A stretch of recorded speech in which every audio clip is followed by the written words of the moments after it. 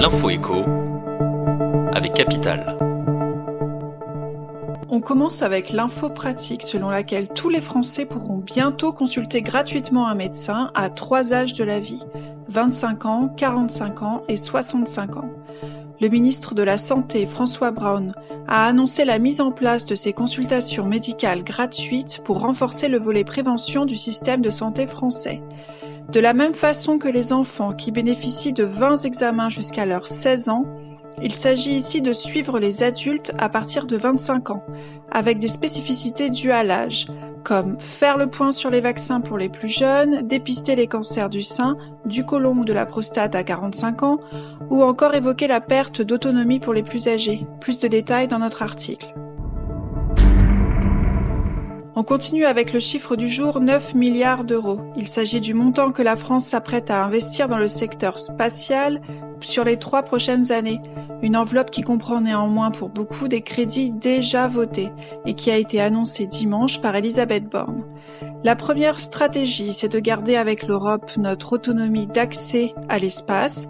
Et pour cela, nous avons besoin de moyens forts et d'une recherche de pointe, a plaidé la Première ministre, détaillant les ambitions pour les lanceurs comme Ariane 6, la compétitivité industrielle, l'exploration, le climat et la défense.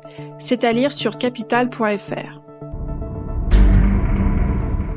On poursuit avec le coup de gueule du jour poussé par la région des Hauts-de-France à propos de la filière des endives qui traverse une crise sans précédent. La production de ces légumes est particulièrement énergivore et nécessite une grande quantité d'électricité.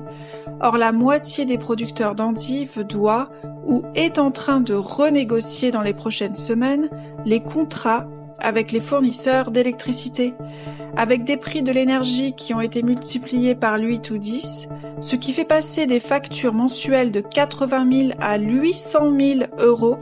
Les producteurs de chicons appellent l'État et la grande distribution à la rescousse, sous peine de devoir mettre la clé sous la porte. Et on termine avec la question du jour, faut-il, oui ou non, que le Royaume-Uni restitue la grande étoile d'Afrique, le surnom d'un diamant de 530 carats qui serait le plus grand du monde et qui aurait été offert par le gouvernement d'Afrique du Sud du temps de l'apartheid à la couronne d'Angleterre?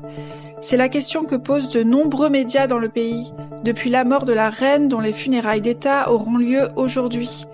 Le diamant qui a été extrait d'une mine en 1905 doit être restitué, comme tout l'or et les pierres acquis ou offerts à la Grande-Bretagne pendant la période coloniale, demandent des internautes et des politiques d'Afrique du Sud.